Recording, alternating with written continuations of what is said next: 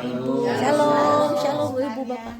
Puji Tuhan kalau kita semuanya boleh berada sampai saat ini itu semuanya karena anugerah. Amin. Amin. Terima kasih untuk kesempatan ini yang diberikan kepada kami untuk menyaksikan bagaimana mujizat yang Tuhan lakukan buat untuk keluarga kami, khususnya bagi Frans.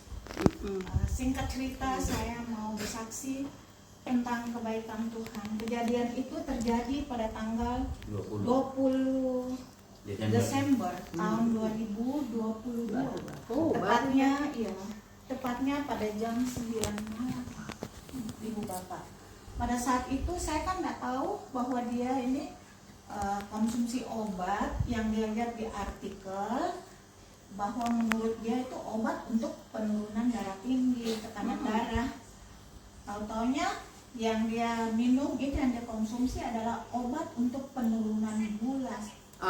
Jadi gulanya itu drop sampai 9. Jadi saya nggak tahu pada saat itu semua orang sudah pada tidur. Saya bilang, kok kenapa ini dia ngorok terus. Saya mau panggil sama tetangga, tapi pada saat itu saya pikir, aduh jangan sampai saya mengganggu orang. Jadi saya terus buka Alkitab saja. Saya berdoa. Puji Tuhan. Saya berdoa sama Tuhan. Saya bilang, Tuhan, saya belum siap. Saya bilang, tolong berikan saya kesempatan.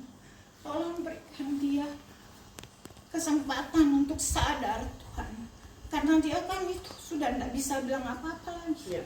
Dia sudah ngorok, ibu-ibu dia sudah ngorok pada saat itu. Tapi terus saya buka di Alkitab, saya lihat, ada di kitab Ayub. Di kitab Ayub 12 ayat 10. Di situ yang mengatakan bahwa setiap nafas ada di dalam tangan Tuhan. Amin. Jadi saya bilang, Tuhan, saya minta kalau boleh Tuhan, kalau boleh izinkan saya Tuhan, tolong bangkitkan Frans. Tapi dia tetap ngorok terus, tapi saya tetap berdoa. Saya pegang itu janji Tuhan yang di kitab Ayub itu. Saya tunggu sampai sudah pagi. Saya bilang, Angki, Papa ini sudah tidak sadar. Terus Angki datang, Angki bilang gini, kayaknya Mak, ini harus siap-siap. Saya bilang gini, enggak, saya nggak mau. Saya bilang, Tuhan ada. Saya bilang gini, Tuhan ada. Kali ini saya belum ikhlas. Saya bilang, saya belum mau. Saya bilang, Tuhan jangan Tuhan.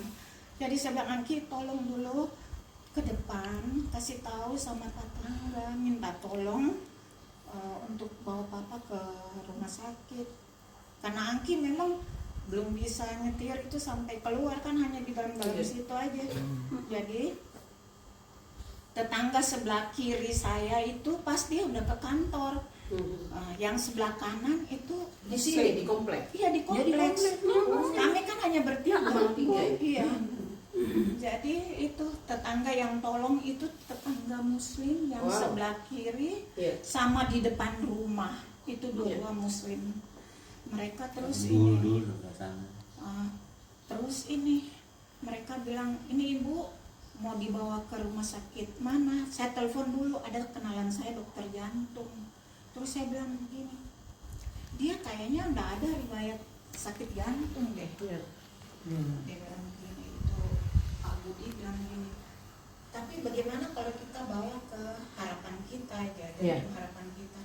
Saya bilang, tunggu dulu ya Pak. Ini dalam nggak sadar ya? Dia yang nggak sadar, saya sadar. Dia masih. Terus dia bilang begini, Bu, udah bisa lama ini Bu. Saya bilang, tolong izinkan saya 2 menit saja untuk Tuhan. Saya bertanya, saya tidak tahu harus bawa ke rumah sakit mana. Jadi saya berdoa, saya bilang, Tuhan, saya tidak tahu mau bawa Frans ke rumah sakit mana.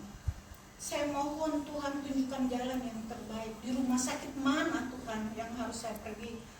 Terus di dalam hati saya itu, karena ada surat rujukan juga dari dokter-dokter dan teman-teman, mereka bilang kalau ada apa-apa itu kalau bukan ke Mitra Bekasi itu pokoknya Mitra deh. Tapi terus saya bilang begini, saya mau ke Mitra Timur aja deh. Jadi terus dibawa ke Mitra Timur. Sampai di Mitra Timur sana itu mobilnya pas dijaga polisi kan itu nggak boleh masuk, ada tanda larangan. Terus saya bilang ini Pak Polisi tolong, suami saya gawat ini, saya bilang ini tolong. Akhirnya dia suruh jalan, tapi ini sudah ngorok sekali. Sampai di sana diangkut dia pakai itu. Ya biasa yang untuk UGD itu. Dorong-dorong sampai di sana belum sadar juga. Terus dia Dari jam 9 malam. iya. Sampai di sana belum sadar, itu sudah jam 8 itu. Setengah 8 udah makan. Udah hampir 10 jam dong. Iya. Terus Tapi terus habis itu terus sampai di sana langsung dia bilang gini, aduh ini ibu saya pasang dulu Infusnya. alat-alat ya. Terus saya bilang terserah, saya doa dulu, saya doa, habis itu dia bilang ibu tolong urus administrasi, gampang administrasi. Saya bilang saya kan udah lari, saya bilang gitu, saya udah lari, saya bayar. Lagi begini ya katanya. Saya bilang tolong dulu suami saya, tolong. Ini dokter, bukan dokter yang ini dokter UGD kan. UGD biasanya. Nah, terus dia bilang ini, ibu ini kan dokternya nanti datang baru jam 2. Terus saya bilang terserah, tapi kan pertolongan pertama kan harus di sini. Saya sudah ke rumah sakit untuk bagian urus administrasinya. Setelah itu saya kayak blank gitu. Saya bilang aduh tidak, saya harus kuat karena nggak ada orang. Saya bilang Tuhan tolong saya Tuhan. Jadi sementara saya urus administrasi, bayar semuanya, terus balik saya dengar suaranya. Dia punya suara kan besar, kalau ngomong nggak pernah kecil-kecil. Kalau ngomong satu kampung tahu. Oh, so sweet. Jadi yang punya Bekasi kan. Baon, orang Ambon. dia ngomong besar, saya bilang aduh Tuhan haleluya, puji Tuhan.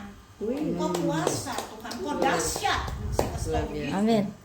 Terus dia bilang gini, ini bapaknya sudah sadar. Saya bilang puji Tuhan, saya berdoa dulu ya. Iya. Banyaknya orang di situ, Bu Ika, ibu-ibu semua. Terus ini saya berdoa, habis itu dia bilang gini, dokter bilang gini, ibu ini harus dikasih makan, sudah sarapan di rumah. Saya bilang gini, Orang tidur, orang. saya bilang dia ngorong mau sarapan apa? Iya. Saya cepat-cepat pergi di itu kantin. Saya bilang minta soto ayam dong. Makan soto ayam. Makan soto ayam. Saya bilang nanti tolong dulu suapin papa dulu lah. Disuapin. Aku makan itu kan. Iya makan. Ya lapar lah. Luar biasa. Udah bangun. Luar Kalau biasa. udah bangun udah sadar. Enggak, belum sadar dia. Belum sadar kan? Udah bangun tapi belum sadar. Iya. Sedangkan yang sebelah itu dikasih Tapi kan waktu Angki ini kan langsung Frans buka mulut kan makan. luar biasa. Iya. Saya Dia blank. akibat obat itu dia biasanya terganggu dia. Oh. Terganggu. Jadi terus saya suruh dia makan Angki kasih makan. Udah lama begini, saya bilang gini, maaf dokter, terus dokter yang menangani suami saya siapa? Dia bilang gini, dokter David. Aku bilang itu dokter apa? Spesialis apa? Dia bilang ini spesialis penyakit dalam. Terus sudah jam 2 belum ada. Terus Wow. dia bilang begini, jam Tapi 6. udah makan soto. Sudah habis makan soto. Wow. Sudah minum teh. Dia bilang gini gula. jam 6 katanya baru datang. Dia bilang gini. Akhirnya jam 2 Atau kan. begini. Enggak, jam 2 dia belum datang. Jam 2 lewat itu. Terus dia bilang gini apa? Kalau jam 6 berarti ibu harus nginap di sini. Saya nginap di sini berarti saya harus di tes Kamar. COVID lagi. Ya. Oh ya. Terus saya bilang gini, sedangkan tidak ada orang di rumah. Terus dia bilang begini, ya terserah ibu lah. Nah, udah lama begini, ya saya berdoa saja. Saya bilang dokter tolong Tuhan, saya berdoa, saya bilang Tuhan tolong menggerakkan hatinya dokter David, sekalipun prakteknya dibilang hanya jam 2 bukan jam 6, tapi Tuhan tolong giring dia ke sini. Udah lama begini, dokter datang. Terus dia bilang gini, mana istrinya? Saya istrinya. Terus dia bilang begini, oh kenapa bisa? Saya bilang gini, coba dokter tanya sama yang bersangkutan, karena dia sudah sadar, dia sudah siuman. Setelah 9 jam dia bilang begini,